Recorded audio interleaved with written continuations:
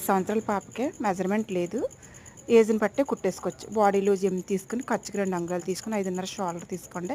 2 నడుము మెడ తీసుకోండి. మెడ పొడవు వచ్చి 4. అదిగో కింద కొంచెం నడుము దగ్గర ఒక హాఫ్ ఇంచ్ ఇలా క్రాస్‌గా తీసుకుంటే ఫ్రాక్ ఎత్తకుండా ఉంటుందండి. అంటే వీడియో ఒక చేత్తో తీయడం వల్ల కొంచెం కుదరలేదు. తీయడం క్లారిటీ లేదు.